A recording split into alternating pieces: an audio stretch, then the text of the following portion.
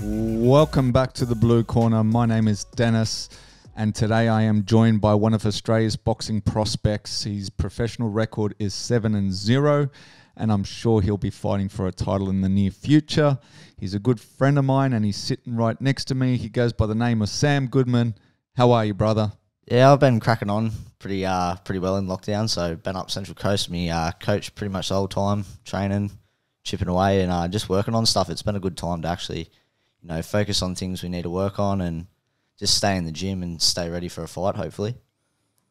And did you have a fight lined up before this lockdown? Yeah, we were meant to be fighting in May 22nd, I think it was. But and talks where it could have been for a IBF Youth World title, so I was pretty gutted about that. But yeah, so hopefully we can get cracking on September, October. Like, I'd love to get 2 fights this year, but yeah, just it is different times at the moment, and you just got to bear with them. So see what happens, and hopefully boxing's back sooner than later. Well, I guess it is already back to some sort of degree. In both areas of combat sport, we had the UFC start a few cards already, I guess a month ago now. I think they're 3 or 4 cards deep. And, we just had a title fight come out of Vegas, which I'm sure you watched. Yeah. What are your thoughts about that fight? I really rate the Maloney brothers really highly. I've done plenty of work with them. Real good boys, top blokes as well. But yeah, he just didn't get it right on the day. No doubt he'll be back. But it might give him a little bit to work on and whatnot, and go back to the drawing board. But he'll be back a lot better than ever for sure. He's a talent.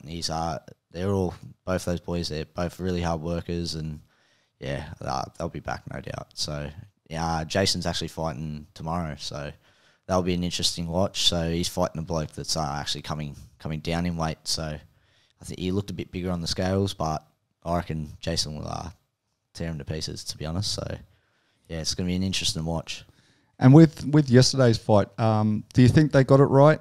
In your personal opinion, just it's always easier to kind of look from the outside in, but I know with MMA it's the same thing. Like, you always have people screaming about the judges' decisions and stuff like that. So firstly, I guess, did you feel like they got the decision right? Oh, 100%. Decision was like 100% correct. But I thought it was probably, I would have gave actually Franco a couple more rounds, to be fair.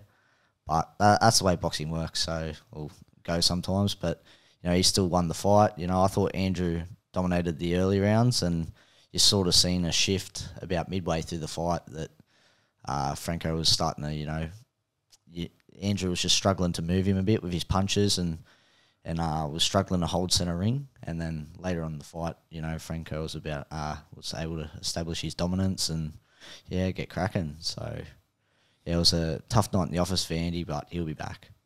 And where do you think it actually went wrong for him? What was it, something that you felt that he could have done better, or was it something that Franco was just doing incredibly well? I don't know. Franco, he was a tough opponent, but I don't know. I can't really comment. Like, totally different styles, like from myself to Andy and that. So what I always look at the fight from probably my perspective and what I would have done to win that fight. For Andy, I'm sure his coaches and himself feel that he'll have the answers and he'll be back. So I know they're a smart camp, and they'll figure out what they need to work on, and they'll be back for sure. So yeah, 100%. And as you said, they've got to now worry about tomorrow, which is always crazy. I always find it funny when you see brothers or sometimes partners, whether they're husband or wife combos, and they fight on the same card or days apart. It's really got to kind of I guess mess with you a little bit mentally, because I always say I don't know which one would be harder, right? Would it be harder for you to go second, and then if your loved one loses, like I guess has just happened, does that now distract you from your mission at hand, or is it worse the other way around? I really don't know. I couldn't comment either, because I've had like teammates that I'm really close with, and you do get nervous for them and whatnot, but I haven't had a brother or anything. So I can't really say, but you'd think in a lot of ways, you know, when one's lacking a bit of motivation, or it'd be able to pull each other, you know, and you know, work harder, I guess. Yeah, I reckon they've dragged each other along probably, and that's a big part of their success, is that they're both doing it all together and, you know, dragging each other along, because it is a lonely sport at times. But if you've got your brother doing it with you, I guess, you know, it could be a massive benefit. But as far as fighting, like within a couple of days and whatnot, I reckon they would have done it that many times that, you know, and they would get nervous and whatnot and care about each other's fights. But boxing is a selfish sport, and you've got to worry about your own job, you know, and not get caught up too much in what somebody else is doing. I understand it's your brother, but I guarantee that they are professionals. They'd be worried about their own work they have to do. Professionals, but kind of loopy at the same time. And I only say that because yesterday on the broadcast, they brought up that they had questioned them if they would ever fight each other, right? Yeah. And normally that's a total no-go. And it was funny that the answer that they came back with was that if the money was right, they would actually take that fight against each other, which is, I mean, it makes sense, like in the sense of if the money was right, you set yourself up for life, all good, but it's just something you don't hear all that often, right? Yeah, you don't. Like, I remember the Klitschko's, they said no matter what money, they'll never fight each other and stuff. But, you know, it's easy to say when you got millions of dollars, when you don't, and that forever money's getting offered to you. Like, I'd fight anyone for, you know, millions of dollars. So wouldn't matter who you put me in, if it's, you know, to secure like your financial future, like 100% you're fighting anyone. So I can understand that 100%. But like I said, I don't have a brother as well, so you don't have a brother, but don't you?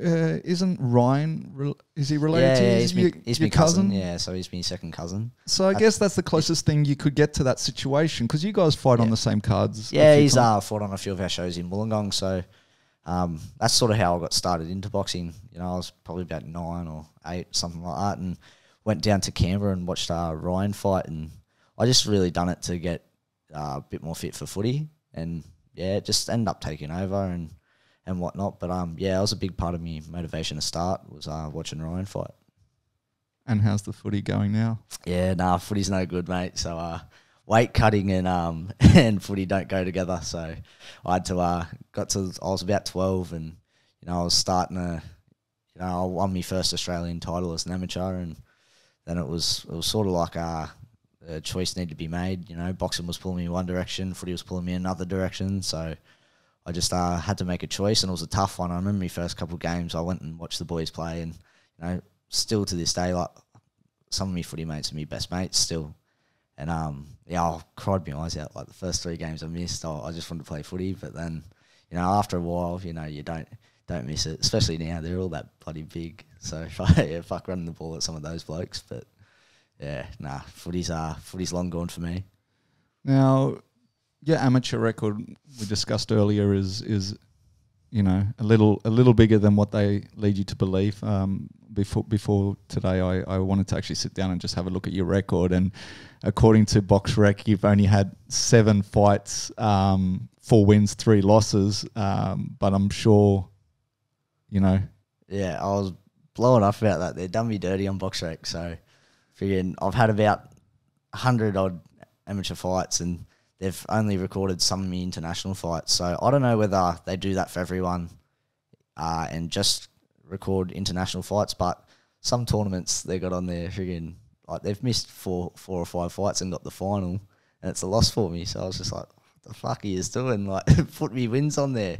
But yeah, it is what it is. It doesn't really bother me, but yeah, for a few people to look on there and go, 4 wins, 3 losses, that's his amateur record. I'm like, fuck off. I had over 100 fights. I started when I was 10, so is what it is. But yeah, doesn't really matter, I guess. But yeah.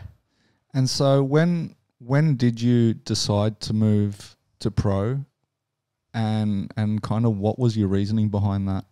I was after Com Games trials, so I missed out on Com Games, so that was hit me pretty hard. But also making 56 as an amateur was getting very, very hard, and my weight cutting methods were really not good. So, you know, and I'd done a few big weight cuts to get there to 56 that year. And I don't know if it was one too many tournaments and I was a bit burnt out by the time I got to Com Games trials. I'm not going to blame that. I lost the fight on the day and whatnot, but I felt after probably the year before where I had a pretty good year at 56 kilo, I just didn't fight well at that weight again. Just pretty much down to I was dehydrating myself, and in the amateurs you're weighing in the same day you're fighting, so you don't have that chance to stack on weight because you might be fighting the next day still. So it just it just wasn't healthy, and I wasn't doing things correctly as well. So it still hit me pretty hard when I lost that fight and lost the opportunity to go to Com Games. But I just pretty much packed in the amateurs then. I was done with it and wanted to go to the pros. I've been sparring pros for a long time and knew how I was going against them, so it wasn't a worry for me going into the professional ranks. And you never thought about trying for the Olympics? And I only say that because, you know, as you know, I've spoken to Luke many a times. I mean, he was our first guest, and he still to this day calls that like the pinnacle of his career, right? Like it doesn't matter how far he's gone now with his pro career, like to him, and I mean everyone's different, I guess, but you know, just hearing how much that meant to him, I have to ask, like, Olympics never been a goal of yours? Oh, 100% it was a goal. It was a goal for a while, especially once you get into the amateur system. But before, like, once I started outboxing when I was a kid, I never dreamed of going to the Olympics. The dream was to be a world champion.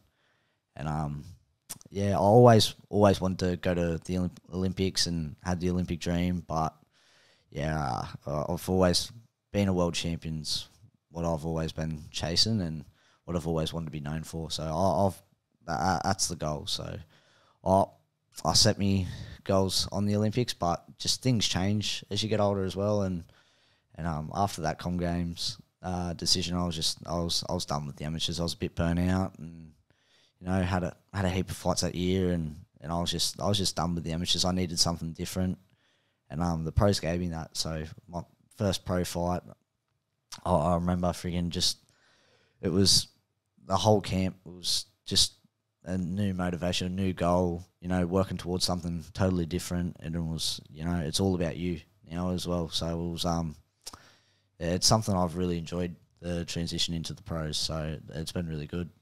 And with that transition, like what do you like say are the major differences? Like for someone who says like, what's the difference between, I mean, obviously the headgear and stuff, but like when you say motivation, I guess with the nerves of things, or like if I was to ask you what is your major differences between amateurs and pros, how do you feel? Well, for me, I was fighting every bloody week. So in the amateurs, like every week, like my coach just had me on shows and whatnot, and I was just taking fights at whatever I could. Like my last year, I took fights at like welterweight, friggin' all the way down, you know, back to 56 for I only really done 56 for tournaments. That was my competitive weight.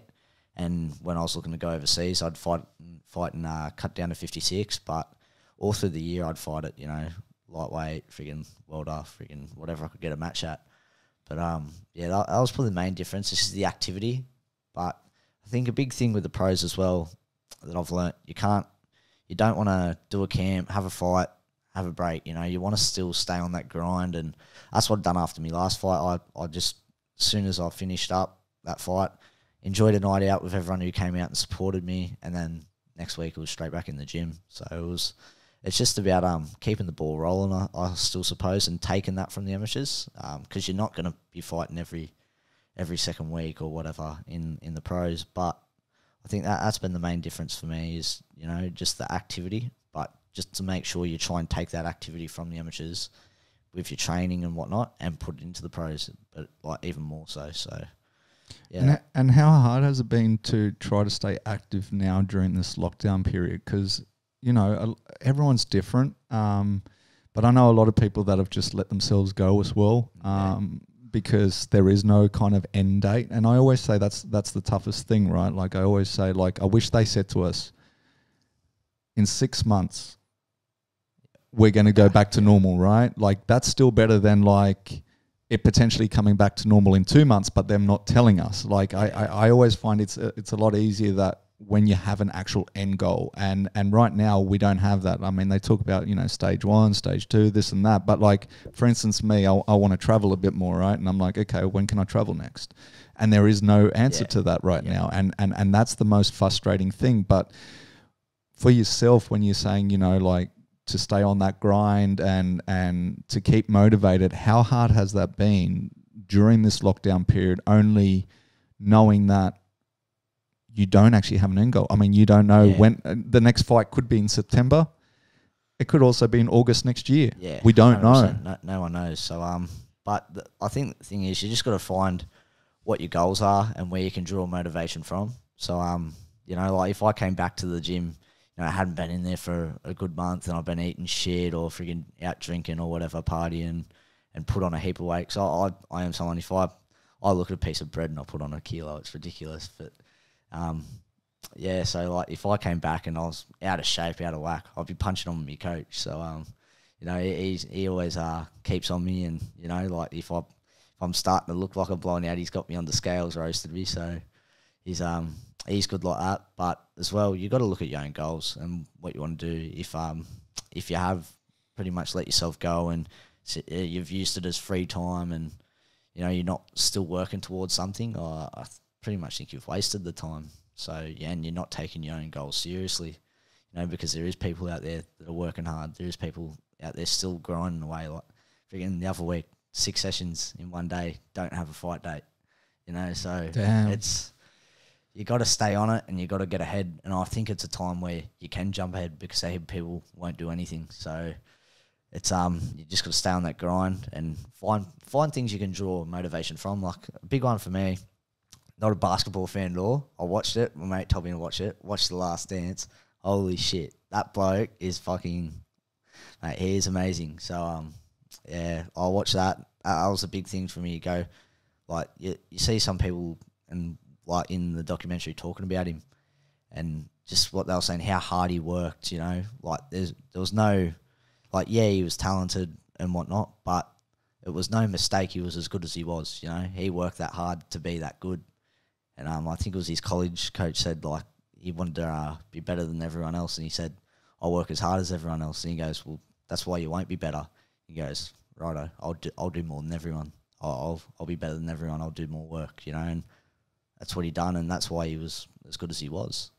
It's crazy, though. I mean, I watched that series as well, and I found it inspiring. But, you know, you have mixed feelings there too, because a lot of people are talking about, like, he was like a bad teammate, right? Like, and I think some people don't understand that inner drive. And look, even the teammates, like, they were saying, look, obviously he pushed us, but we also won championships because of that, right? 100%. It's crazy. But I also found it funny that every time they went to a shot of him now, he's there with his, I don't know, scotch or, you know, and cigar and stuff. Yeah, he's making up for it now, no worries, but back in the day when you got to be working, you know, yeah, I found that funny as well. Like, it was a bit different, you know. They're all smoking cigars and whatnot. Like, I don't know if there'll be much of that anymore today, but yeah, it was a really good watch. And you know, if you couldn't find a bit of motivation from that, like, I don't think you can really be motivated. Like, and I'm honestly, I haven't watched bugger all basketball in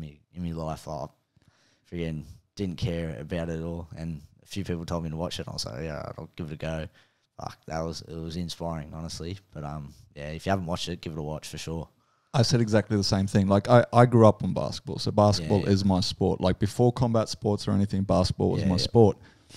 So I watched it because, especially, that was in my era as well. I was a Magic Johnson fan, but same era. But I've been saying the same thing to everyone else. I'm like, listen, you don't have to like basketball like this documentary, right? Like, it's just... If you're a fan of success, you're going to like this documentary. That's pretty much it. If you're a fan of success and you want to see what it takes to reach the top in something, give it a watch. Like, it's just it's put together so well as well. But yeah, it's a really good insight to... Like, everyone likes all the behind the scenes stuff they see of, like, even before fights and whatnot. You know, everyone's interested into what goes on behind closed doors. But yeah, it was a good look into one of the biggest, like, sporting stars there's ever been. So it was really good. And you're right in saying that a lot of people like the behind the scenes stuff because it's the same. I mean, we document a lot of it. And it's funny because for years and years and years, everyone always sees whether it's the game, the fight, the this and that, but it's that behind the scenes stuff that is finally starting to come out. And I think it's in that social media era now too that, it's kind of like showing people and opening the doors. And look, even like stars, they do them themselves by doing, self videos and whatever. But I think, we really do live in a time now where, I don't know, it's really appreciated to get that behind the scenes stuff. Sometimes even more so than the fight or the game or everything themselves. 100%. Like you see like press conferences and stuff now for like, that's not sort of behind the scenes, but see press conferences for fights, and like half my mates care more about like what Conor McGregor's going to say at a press conference than what he's actually going to do in a fight. So, and like I think it's just a good time for like content as well. So, different content, it gets I don't know, it just gets more attention, I guess, these days. But yeah, it's just like half the questions I get is like what happens like before you get in the ring, like with your weight cut and all that sort of stuff, like your diet, how long it takes you to make the weight and whatnot, like all those sort of questions, and that like heaps of people are actually interested in. So yeah, I think it's just a different look because they've never really seen it before and seen what it takes to actually get you to that spot where you can actually get in the ring or whatever sport you do to get to the game. Yeah. And as most fighters say, like, it's a case that the actual fight, as you say, is getting to the ring. Oh, right? massive. Like that's the fight for you guys. Like, yeah. And I mean, I don't think it was Jordan during that documentary. I think it was like, I don't know if it was Scottie Pippen or Dennis Rodman. He said the same thing. He said, we don't get paid to play, right? The game is fun for us. We get paid for all this other stuff that's outside of the game, whether it's the press conferences and this and, the scrutiny and everything like that. So it's actually really, really interesting, like that kind of mentality. But going to your battle of making it to the ring, weight cuts, how do you feel about them? They need to be done. Like, I don't think it'll ever be changed. Like, they're trying to bring in hydration tests and what, but people will work out ways to cheat it, and that's half of what, like you see so many, they've brought in all this stuff for testing with like USADA and VADA and all that, and people are still getting done everywhere. So like, that's not even weight cutting, that's just like flat out cheating, and looking to get an edge. So if people are going to look to get an edge through being bigger in the ring and whatnot through weight cutting, they're going to do it somehow, some way or another, how to like pass a hydration test or, I think it's always something will be there. But personally, like my weight cut to super bantam's it's not easy, but, it's not the worst either. Like, I can do it. I've done it every time. So it's, I'll be staying at that weight for now. And do you think though it gives you an advantage? Yeah, I reckon it does.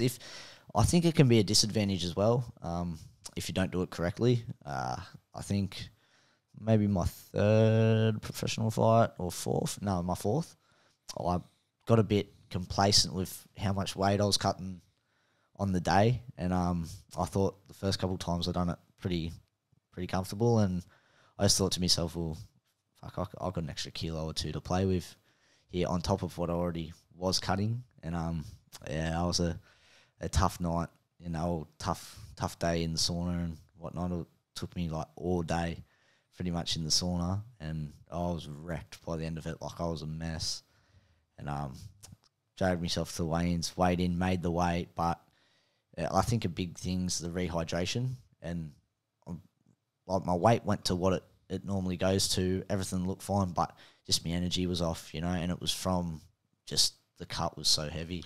When you say the energy was off, was it off from the get-go? Or did you find like, you started to empty the gas tank sooner than before? So like the first 2-3 rounds are still fine, but then, or was it from first round, first bell? Yeah, it was just like, you find yourself tired in spots where you're going, fuck, never got tired here before, you know, and it's not, it was just like through the day and that you try and tell yourself, yeah, I was feeling good in that, but I just wasn't, you know, and it was 100% due to I cut weight the wrong way and, you know, sort of like I fucked around with me weight cut. But yeah, it's just a big thing. I think my last fight, I'd done the weight cut like so much better than probably I've ever done it.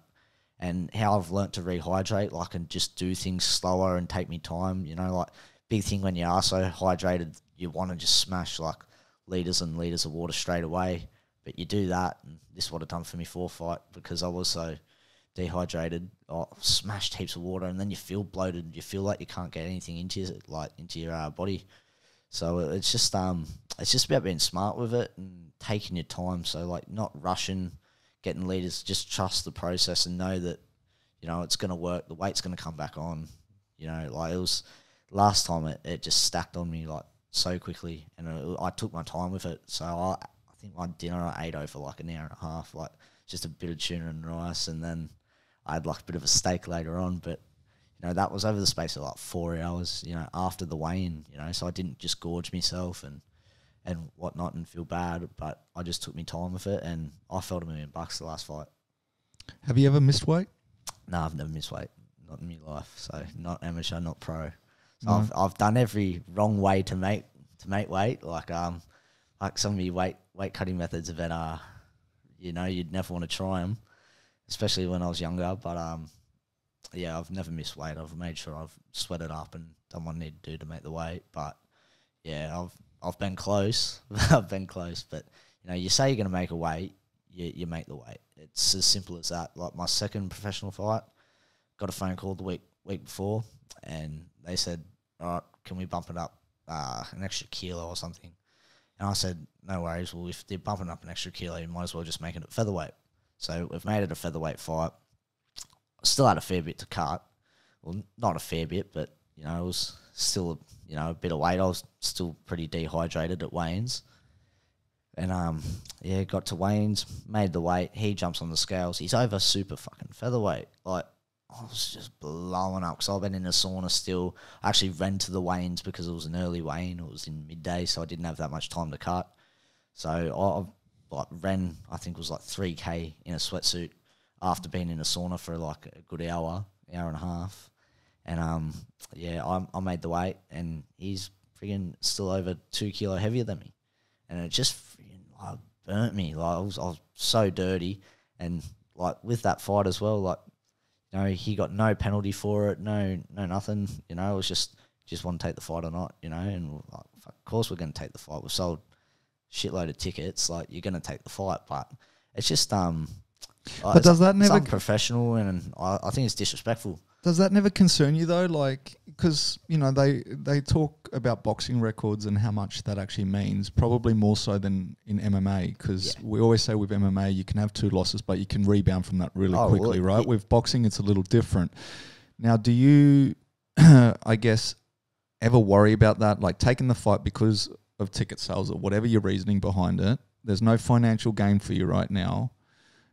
And say you dropped that fight, like, and had an L, like, does that thought process ever go through, or you just like, nah, I've signed up to fight, I'm fighting regardless? Yeah, 100%. Yeah, you're signed to fight, and that's what you can do. But it's still something that, you know, you're pretty dirty on. And at the time, I let him know after the fight as well. I beat the bloke unanimously and whatnot, and that was probably my toughest fight. You know, he was from an MMA background, and you know, he tried to use a lot of wrestling tactics and that. He was trying to step on my feet and like catch me and whatnot and just rough me up. He actually beat the Australian featherweight champion in his first pro fight.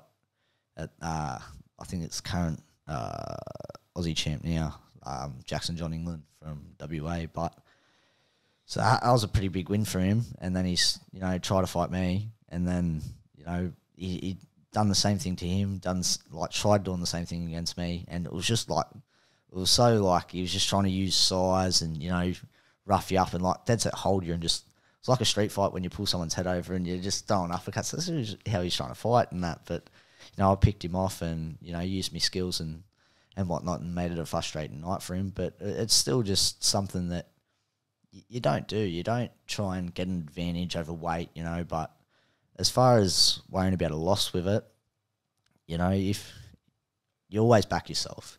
If you don't back yourself to win a fight, you shouldn't be in the fight in the first place. So no doubt, but I mean, you also back yourself in your weight class. Pardon? Oh, right? Because 100%, otherwise yeah. we might as well scrap weight classes. And this Yeah. is the whole thing. And I guess takes me back to the original thing about, do you think it gives you an advantage? Because sometimes I sit there and I'm like, if they were to scrap weight cuts, yeah, I kind of feel like you'd be fighting the same guys anyway, because everyone would move, yeah, right? So if they were like, Yeah. let's ban weight cuts, I kind of feel like, yeah, you'd fight the same people just at a higher weight, because the people that are at a higher weight, they'd also be going to a higher weight. And it's Yeah. like that daisy chain.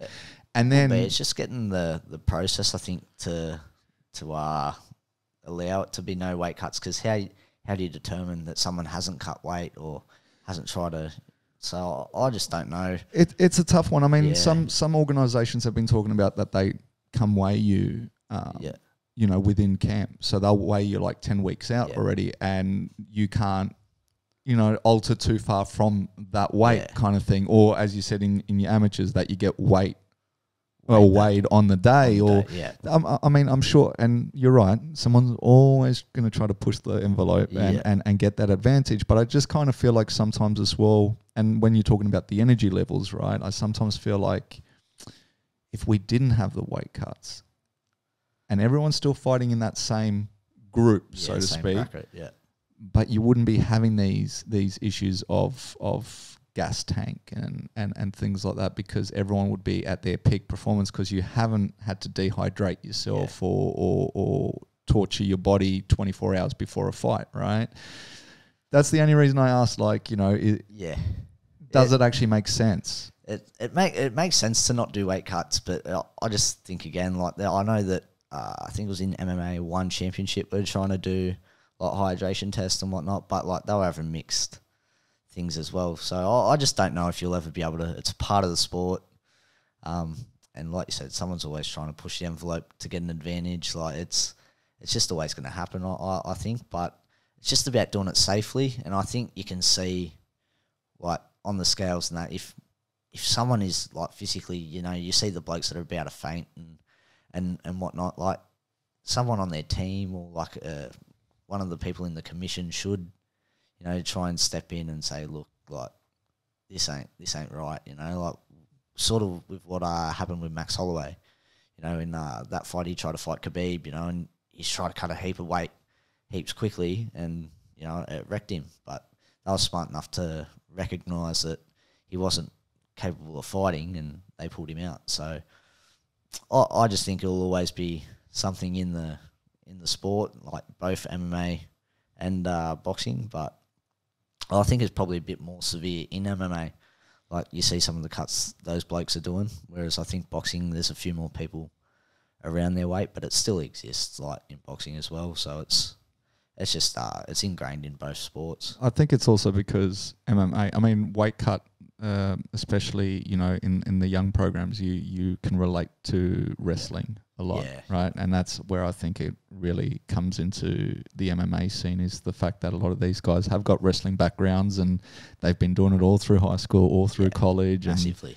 And it just keeps going. But speaking of MMA, have you ever considered doing MMA, or not interested at all? Or what are your... You obviously watch a little bit of it, right? Yeah, I love watching it. Like, I reckon it's great sport. Like, I hate when people start knocking each sport and whatnot, and, you know, because they're boxing, they can't like MMA, or because they're doing MMA, they can't like boxing. Like, I like a good fight. If it's a good fight, I'm going to watch it, you know? So, but as far as doing it, there was a time there, it really cost me mind to, you know, just do a bit of training and try it. But, you know, I was probably about 18 at the time when I was thinking like that, and I just thought to myself, I was like, you've been boxing this long, like it's so stupid, like just to chuck boxing aside for a while and then try MMA, you know, like as well. And I think if someone put me in a chokehold as well, I'd bite them. I'm claustrophobic, like I wouldn't let someone choke me. So, but yeah, I'm in boxing, and you know I love the sport of MMA, but as far as doing it, like it's pretty much a no-go for me.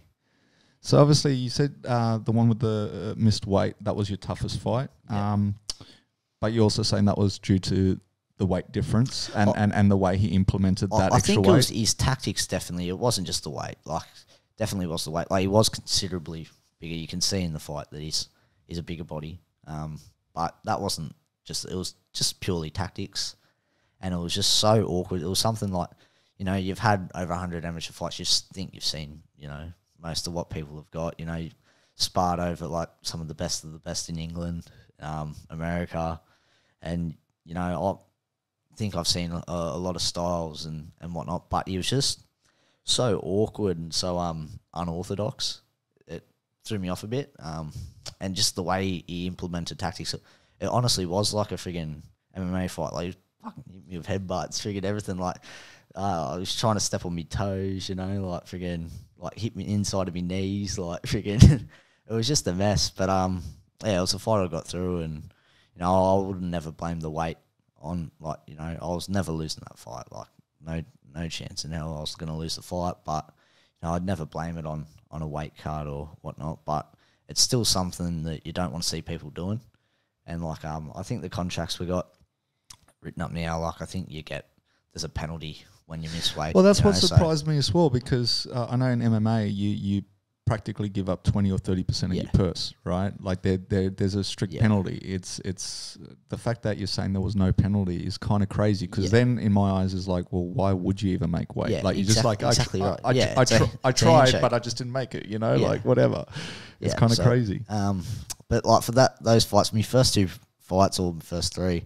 There was no contracts. There was nothing. I was like, all right, you're going to fight it this way, you know, like, and like second fight, yeah, it was going to be a contract, or I never got a contract or whatnot. So, you know, that was part of it. It's a learning experience as well, you know, because we're new to the professionals or contracts and that. You're used to like the amateurs where it's like, yep, you're fighting it that way, you're fighting it that way. Like, right, sweet, you know, and you just line it up. But, yeah, it was just, it was something we learnt from. And then once I started doing the shows at like Luna Park, the Horden, and that with Tasman Fighters, like their contracts and whatnot had penalties if you miss weight. So it's an incentive, you know.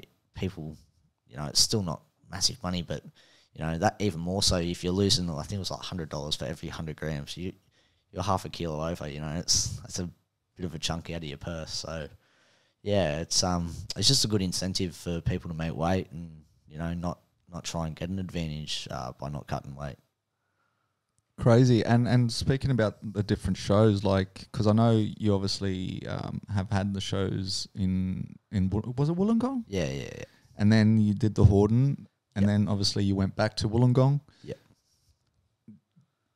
Is it any different for you, like, or do you just like zone in so much that, you know, they could put you basically in a room, which they are right now anyway, with no crowd, or do you actually feed off the crowd? Because I know your walkouts is probably one of the most entertaining walkouts for me is because, you know, great track, but also the noise that the crowd makes when that track comes on, it's just crazy. and so my whole thing is, because you hear about people, they just zone out so they don't actually hear that. And then you hear other people, especially in other sports as well, whether it be rugby, soccer, or whatever, you know, someone scores a try, suddenly the crowd goes crazy, and all of a sudden you have that extra bit of energy. With you, how does it affect you at all? Not really. Like, you do try and, you know, not look around and get too caught up in the moment, so to speak, and just worry about what you got to do. But as well, I think it's important that, you know, you sort of take a bit in as well. So you can feed off it and whatnot, but, you know, you spar in front of no crowds, like, you know, so it's a fight at the end of the day, and that's what I worry about. But it is cool, and it's a good thing to look back on as well. Like, always, like, my granddaddy, he's recorded every fight I've ever got, like, from my first amateur fight to my last pro fight. Like, he's got, you know, folders, sparring, everything. And yeah, it's cool to look back on and watch old videos and that, and you see everyone going off, because it's a pretty cool thing, you know, like, and you hear all the noise and whatnot, but once you're in the ring, it's all blocked out and whatnot. And the big venues, like, they look great and whatnot, but you just don't worry about it. You just get in the ring and it's a fight, you know. You're worrying about what you're going to do to win, first and foremost, because without you winning, and like you said, in boxing, MMA, you can take a couple losses and it's not the end of the world. If you're in the UFC, you could have a couple losses, like, and then you have 2 wins, you're ready for a title shot, you know, and you're on big money. boxing, you know, you lose a fight, you're on a massive rebuild. So it's different. So you gotta worry about winning, you know, each fight, every fight, and yeah. So it's if you worry about too much of the outside noise, you're setting yourself up for a fall. I think so. Yeah, I try and block most of it out, because if you listen to everyone in the crowd, you know, you'd have a million things going on in your head. But all my mates, all my people that support me and come watch me fight, so that they all go off to it. So it's pretty cool. It's pretty cool. I do enjoy looking back at the video and the tape. And them going off to it, like, obviously your track is Seven Nation Army. Yeah. How did you come to that track? And do you think it's going to be a track that's going to follow your whole career? Or do you see at some point that you may change it up a little bit? Or is that the Sam Goodman track? No, I don't know, mate. I just sort of was pretty lazy with it, to be honest. I heard it before. I think Golovkin used it, and I was like, yeah, that's pretty cool. But, you know, you didn't have a million Kazakhs going off to it. You know, they're pretty calm sort of people. But, yeah, I heard, I was like, oh, it's all right. So I used it actually in one of my amateur fights in Albion Park, and it went off there. So I was like, oh, that's pretty cool. And then got to like a week out from my first pro fight, and I was like, oh, fuck, I don't know what to pick. So I was just like, yeah, Seven Nation Army. And then it's sort of like everyone just got into it, and I was like, oh, sweet, we'll keep the ball rolling with it. But I don't know, a few people use it now. So if there was a fight where, you know, like you're on the undercard or something, the main event's using it, you know, I don't know if you would change it or you'd try something different, but yeah, we'll just see what happens with it. But for now, it's staying. Crazy. No, as I said, I really find it entertaining. Yeah. You know, and it is one of those things, right? Like, especially when people have had a few drinks or whatever, and it's like, I mean, it's just hilarious, and you know them, and I mean, I guess it's a song that, even if you don't really know the lyrics or anything like that, it's one that you can, lyrics, you right? It's something that you can get into. As soon as you hear the first like 10 seconds, you're like, all right, I can see where this is going. So do you have many distractions leading into a fight as well? So not on the walk-in, but I know sometimes we talk to people and it's like, you know, the week of the fight, they need to switch phones off or whatever, just purely because you've got people calling you, whether to ask for tickets, whether to give you some advice, and it's like, okay, I didn't even realize you box, right? But all of a sudden, everyone wants to give you that piece of advice. Do you have that issue at all, and how do you deal with that? A bit, like, especially the Wollongong fights with the tickets and that. Like, I remember I had people asking me to, like, someone asked me to drop out. This was for the first Wollongong fight. Asked me to drop tickets out the day I was doing my weight cut, and like, the day I'm doing my weight cut, I'm fucking livid. Like, I don't want to really talk to anyone. I've got headphones in. A couple of my mates trying to help me through the sauna, and that's that, you know, like, don't really want to see people. You're miserable, you know, and you got a bunch of weight to cut. So I had someone message me for tickets, and I was like, "You're fucking kidding!" So it's like, get them at the door. Like, but did you get them tickets? No, if they showed up, they showed up. But you know, try your luck on the door. But you got to also, I think, respect that people are trying to come watch your fight as well. So there's two sides of the coin. You can't be a dick about it and that. But like, you love when people, you know, take the time to pre-purchase them and, you know, not leave things to the last minute or whatnot. And I guess that's what it is, right? Money. But I will say me mum and dad, they're really good with that. They pick up a lot of the slack, especially now that I'm training up on Central Coast. So they're really good with, you know, selling tickets, you know, and whatnot, and helping me out with promoting the fight down home, like putting out just posters or whatever, you know, like articles in the newspaper. So all that little stuff helps, and they're massive support for me to lean on.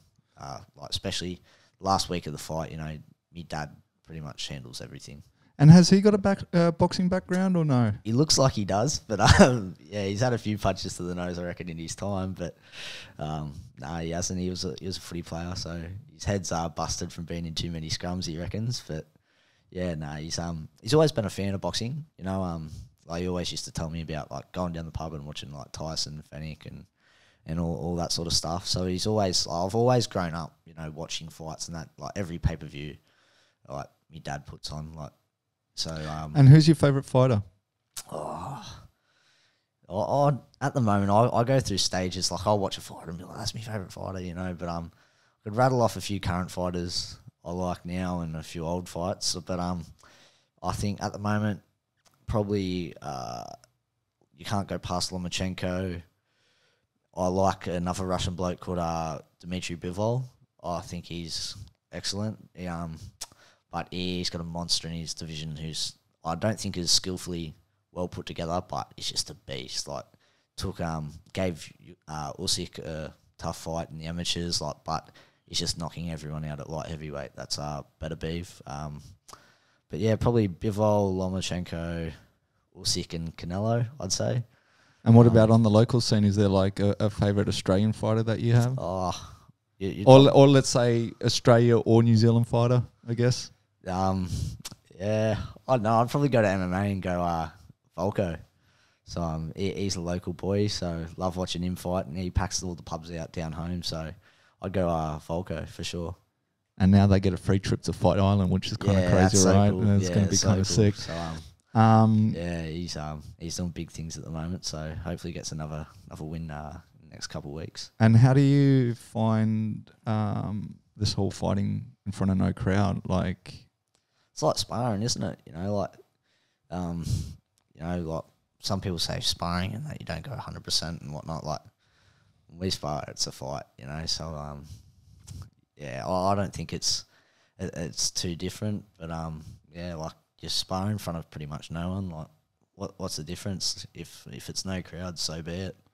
I mean, for me, to be honest with you, I kind of prefer it, right? Like, I've kind of put it down to, it would suck if you went to an event and there was no crowd, because you feed off that energy. But obviously, if there's no crowd, you're not going to it. Yeah. But from an onlooker through TV, I love it. I love hearing those punches. Yeah. You know, I love hearing. Pretty cool when you see all the grabs of them talking shit and whatnot. I think it's pretty cool, but I still don't think you can beat, like, when you just see, like, or people that have come to support you or whatever, and you look at, like, crowds like Joshua in Wembley and stuff, like, far out, like, that'd be, you know, it'd just be so surreal to go to one of those, or, you know, to fight in front of something like that. So I think, you know, you need the crowds and whatnot, but I can understand it. It's different, you know. You can hear every shot at the moment, you know. It sounds like it's got an echo through wherever they're having the fights, but, like, especially the UFC that's been on lately, like, you can hear everything out of that. Just the conversations as well, you know, like between the coaches and things like that. It's like you really get this. I mean, I already said, I forgot who I said it to, but I said that the fight that I'd like to see right now is the trilogy between McGregor and Diaz, right? And the reason being is not only that we can hear the punches and stuff, but I would love to hear. There'd be some shit getting spoken, yeah, for sure. I'd really like to be privy to that, right? I'm like, they got to make that fight. They'll never make it. Or, well, they might, but yeah. I don't know if they'll do it. It is another tough fight for McGregor, but Diaz is, who knows what that bloke's doing at the moment. Even McGregor, like, he's coming out all the time. He's retired, I reckon, 20 times, the bloke, you know, and he was talking about having a season and whatnot and fighting a couple times, but yeah, I know I'm a big McGregor fan, but I still can't see him beating like a Khabib. Like, you know, I reckon Khabib's just, I don't think anyone at lightweight gets close to him. Yeah, I mean, that is true to some degree, but I think everyone has, you know, their ticket. I mean, there was a long, long time that no one thought Ronda Rousey could get beat, and then you know, Holly Holm worked it out, and then after that it was kind of like she couldn't get a win anymore, you know. So I do feel like someone will work out how to neutralize his wrestling. I mean, he's not shy in admitting that's his game plan. He does it incredibly well, and at the moment no one's figured out how to stop that wrestling, but I do believe at some point someone will figure it out. Whether they do it before Khabib actually retires, because he always talks about, like, I've got 1, 2, maybe 3 fights left, and then I'm going to finish on top. Whether that's the case, maybe, but I do feel like if he was to go on and on and on, someone will eventually you're going to get done if you fight too long, you know, so to speak. So it's like if Mayweather came back now and tried to fight Crawford or something, like, you're mad if you're taking Mayweather now at, you know, however old he is. over a Terence Crawford. It gets like that. But as far as figuring out styles, I think with Rousey, like, big thing was that, you know, women's MMA was so new, and it wasn't sort of developed as much as it is now. Like, you see the same thing with Nunes. Like, at the moment, like, no one's even getting close to her. So it's just yeah, I don't know. She's got to retire and give the other girls a chance, I think. But yeah, I reckon someone will figure her out. I mean, it's always the case. Before her, it was Cyborg. Everyone's like, she can't be beat. I mean, you got to think as well. Who was it? I think it was Kat Zingano beat Nunes, right? So it's not like she's unbeatable. Shevchenko's gave her a few good fights too. Like, I really rate her. I reckon she's a real good fighter. But and there it's more the weight thing again, right? Yeah, like but hers was just bigger. Hers is just a size, you know. And I think the first fight, Nunes gassed out a bit more, but her gas tank seemed to get a bit better and that. So her conditioning work must be, you know, a lot better than what it was. But yeah, Shevchenko, I think if she was a bit bigger, she probably could beat Nunes, but she just doesn't have the size really. And then talking about coming back, like, do you think this time around McGregor is now done, or do you think, you know, we'll be hearing from him again? Nah, you'll be hearing from him again, 100%. He's not done. You know, there's so much money there for him to make. You know, and there's more in boxing. There is more in boxing, but I think realistically, I think he knows that boxing's it's a big financial gain and people are going to buy it, but I don't know if he's actually. He says these things about winning world titles and that. I don't think he believes that. Like, you know, imagine if you had to fight a Canelo or, you know, because that's who he, you know, he's near middleweight, you know, super welter, you know, like, yeah, he's just not winning the world title at those weights. And what do you feel about fighters in general coming back after their prime? And I say that because obviously in MMA we had the Chuck and Tito fight. And now everyone's, you know, doing these rumors. Is Tyson going to come back? I think Holyfield went, yep, sweet, we'll do the trilogy. What are your thoughts on that? I think that, you know, they've had their time, like, to be honest. Like, I reckon it's great seeing them back doing their thing and whatnot in the gym and, you know, staying fit, staying healthy and whatnot. And, like, don't get me wrong, if Mike Tyson was going to have a fight, you know, no shit, I'm buying that. I was about to say, you'd watch it. 100%, and everyone's going to watch it. I reckon it'd probably do bigger numbers than nearly anything you've ever seen, you know, because there's just more eyes on fighting these days as well, I think. But, yeah, it just, I think they just had their time. Like, people looking at Tyson on the pads and going, wow, like, and it is an impressive thing to watch. It is, especially at that age. Oh, incredible! But, like, he looks better than heaps of people on the pads now that are in their prime. But pads aren't hitting your back, and you look at his last fight, which was 18 years ago. He's quit on the stool, you know, against a bloke that, like, I think he got stopped in his next 3 fights.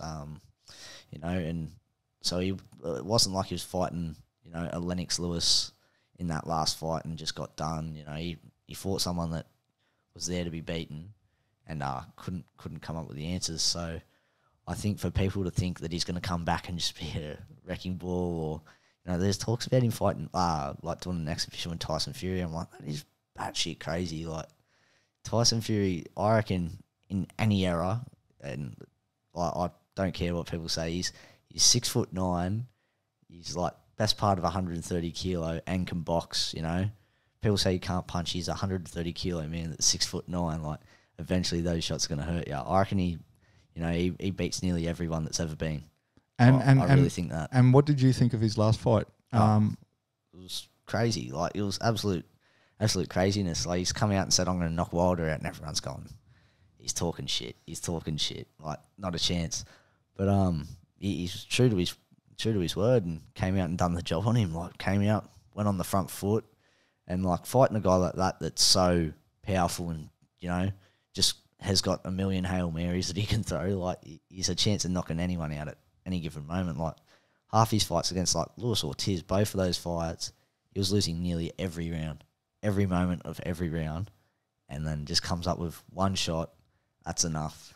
Game over. Like, you're just like, fuck. And did you buy the whole kind of excuse, I guess, of his walkout no, that's suit?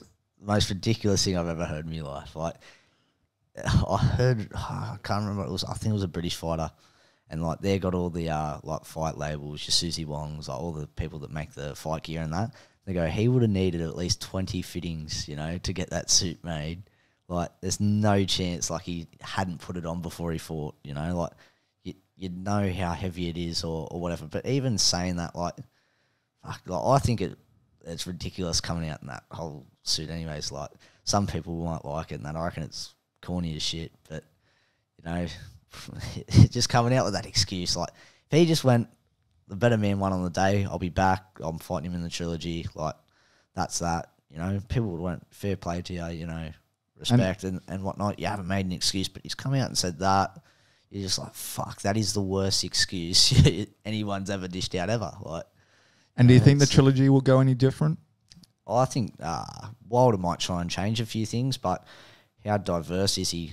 I don't think he's got that much to his game where it's advantage over Fury, besides obviously that power. But I really think Fury gets it done again.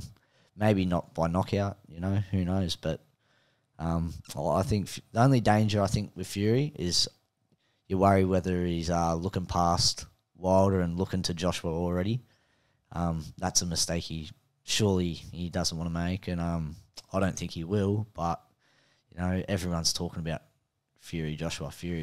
You know, I don't think he will, and only because even their first fight, I kind of felt like he was outboxing him, right? Yeah. But then he got caught. Yeah. Right, and that just changed everything. So I think that's a stark reminder that, listen, I can beat this guy.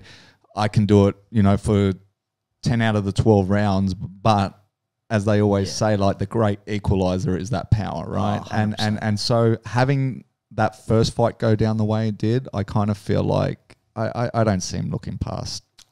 Yeah, I hope not, because I'm enough when I want to see Fury Joshua. I reckon that's a better fight because I think Joshua brings more to the table than Wilder. And he's also got that destructive power. But, yeah, Joshua, I don't think as well. I don't think he's as durable as Wilder, though, so which could be a problem. But, yeah, you got to say you're going to take Fury in both of those fights. Like, you can't not. But, yeah, because when he gets it right, he just boxes so well for a big man. Like, that's people going about your Ali's and that, and they're great, you know, no doubt. But Ali would have been a cruiserweight in this day and age, probably, you know, like, Tyson Fury's an extra 7 inches or something taller than him, you know, and like against Mike Tyson struggled with a few taller fighters in his day and whatnot, and you know, like 9 out of 10 times, you know, like you give a puncher, you know, one fight, you know, but the other 9 times I'd be taking Fury, you know, like I just think he's so big and so skillful, and he's quick, you know, that's the other thing. He's not a slow big man. He's not, you know, but he's just. He is a really good fighter. No, I have to agree. I mean, that's the one thing that impresses me. You kind of like look at him, you're like, he's big, and you know, and even like, I was just about to say, and even kind of out of shape, right? Yeah. Well, he's not out of shape, but he looks it, right? And then you look at like obviously where he went, where he was like 400 pound plus or whatever, and kind of thing, but he moves. Like, that's the thing that always gets me, like, because a lot of the times, you know, you see all these smaller weight classes and they're quick, they move, they're more technical, and then you see the heavy... hard to move for 10 rounds as a little fella. Like, figure if I've got a box, if, you know, you're running around a ring the whole time, you know, on the back foot and you can't control center ring, I'm telling you, you're gonna gas out. You've got to control center ring at times, but fuck, he does it as a, you know, 130 kilo man. You know, it's insane, like, to carry all that weight and then box how he boxes. It really is insane. But yeah, he's a chance of getting chinned by a few people and that, and he's been put down by, you know, a few people that weren't considered massive punchers and whatnot. But, you know, I think 9 out of 10 times he beats almost everyone, you know, that's ever fought. He's just that big, I think, like, and just he is pretty good too. So, yeah, he's a beast of a human for sure. And another person that moves really well is yourself. Yeah. And I'll only say that because the couple of times that we've been able to document your fights as well, we like to shoot everything in slow-mo, right? Yeah. And just when we reviewed some of that footage, dude, like, I have to say, I don't know if it is just a case of you moving your head and, you know, and because of that head movement, they're missing their punches. But like I'm talking about when you slow that stuff down, the amount of times that it's inches that they're missing you, right? And I was saying to Jimmy at the time, I'm like, dude, it's like a game of the Matrix. Like it's just incredible. But look, we'll kind of like start to wrap things up anyway. But now leading out of this, I mean, you're obviously training, you're staying ready. You said you potentially want to take another 2 fights by the end of the year, if at all possible. Is that even possible? If you're talking about the first fight being in September, like how much time do you have to have in between fights? I'd be, if given the opportunity, you'd be turning straight back around and going again, hopefully in end of October, November, December. So do they not put like medical suspensions out on fighters? Because like I know a lot of the times with MMA they'll say a 90-day suspension, which is kind of like your 3 months, right? Which means you just can't fight. It's not the same? No, not that I know of. So no, I know for sure people have fought, a couple of weeks in a row, well, a couple of weeks apart. But it's hopefully like the Zoo Horn card goes ahead in September. So that's all the talk at the moment. But actually, and who's your pick on that one? Oh, I'd go with Tim Zoo. Yeah, I reckon Zoo's just I think he's a more hungry fighter, to be honest. I think just a few things Horn said, I think he's a bit lacking for motivation and whatnot. He's already achieved so much. But so I'd have to take Tim. But every man and their dog's going to be trying to get on that card. And but it's also going to be interesting because Aussie fighters going to have to take, Aussie matchups. And there's a lot of people that, probably shy away from that. So, but something that I'm definitely open to. Fight I'd really like would be Brock Jarvis. I really think that's a good fight for me. And, he's got a lot of hype surrounding him. So that'd be a good fight, I think, for me. But, yeah, hopefully we can get on that card, get an opponent. And, hopefully it can be for something big like an Aussie title. So, it's the time where, people can't import fighters. So, why not? Let's take our domestic matchups. So, bring them on. Which is kind of weird because these fights that we've had the last couple of days are obviously in Vegas. So, there are, I guess, opportunities of... Yeah. I just don't know. Like, as we say, like with UFC, they've got this fight island now to put on international fights. And, they're talking about the US Open now, the tennis, that potentially, but then... you had Djokovic right now have like some exhibition he's thing. Got COVID now. Like he's fucked. So I don't know. There'd surely be limitations, put on overseas opponents. So, I think the easiest thing to do is have domestic matchups. Whether like people have got to juggle weights a bit. Like fuck, I'd be happy to go to featherweight and take a few fights. So I just want to get in the ring. I need a fight. So I want to fight. Honestly, at least once before the year's out, minimum. Hopefully 2. So if we can get 2, that's perfect. But one at least. But who knows how many shows are going to be on the cards because if there's still crowd restrictions, promoters aren't going to do shows for free, and the only show like domestically that's going to be for a pay-per-view is going to be Horn and Zoo. So if you miss the boat on that one, it's who knows what your plans are for the rest of the year. Well, I guess all you can do is stay healthy and keep those knuckles itchy. Actually, just before we go, I want to get your take on, have you looked at the bare knuckle boxing? And what are your thoughts on that? Just real quick. I've watched a bit of it. There's a bloke, he's probably bloke, I think he won a British title as a boxer. Tyler Goodjohn, he's a beast. He's a beast. If you haven't watched him, give him a watch. But yeah, I think it's pretty gnarly. Like, and like they're fighting for like, I think they have like 3 fights in one night, and the winner takes like only 10 grand. You're like, fucking what they're going through for just 10 grand, and you're having 3 fights. That is fucked. Like, it's just it's crazy, but fair play to them, good on them. But yeah, it's a pretty crazy sport, but it's a good watch. So but fuck, I wouldn't be taking part in that. Not a chance. It's just guaranteed damage, is what it really is. It's just a bit stupid, like there's no money. It's got no real recognition, but it is good to watch. I can see it being something that, if it breaks a few barriers and whatnot, like you look at some of the stuff the UFC had to go through to get where it got today. But, like I think bare knuckle boxing's probably got a few more obstacles to jump than that. So, it's just it is good to watch. And that Tyler Goodjohn, he's actually, because a lot of them you see and they're tough men, and but you can see they're not really like great fighters, a few of them. Like you had Malignaggi and Lobov, which was funny, and they've both got that's probably the biggest fight they've done, and they've got like respectable records in MMA and boxing. But other than that, like I think that Tyler Goodjohn is probably the best one I've watched. He's one of the only ones I've seen where you go, he's actually got some ability and some skills, So it is a good watch, but hopefully they can develop into some higher level contests, not just a tough man contest. Well, you never know, because one of the rumors that they actually announced was going back to Tyson was that they wanted to do Shannon Briggs and Tyson bare knuckle. I was like, that's just going to be one shot and someone's out, right? Like so stupid, such big men too. Like they're both throwing heavies, but Shannon Briggs would have to be taking a few friggin' drug tests, I think, to before he fights in that. Like I reckon he'll pop hot for sure. Like he's huge, and he hadn't finished fighting too long ago as well, but.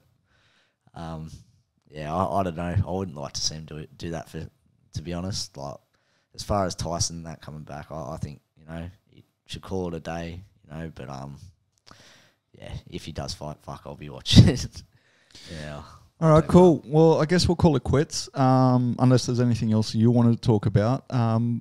Otherwise, if there's anyone that wants to reach out to you, whether it is to have a spar, whether it is for tickets, whether it is for anything, like what's the best way of people getting in contact with you? Just on Instagram or Facebook at Sam Goodman 9, or just Sam Goodman on Facebook, on the athlete page. So that'd be the way to go. Well, there we have it, and I can't thank you enough for dropping by, because I know you had to make the journey. But no, thank you so much, and I look forward to documenting your fight, hopefully, depending. I mean, if it's the Horden, we probably can't, but documenting your fight once it comes down to September, fingers crossed, and that'll be it. I'm a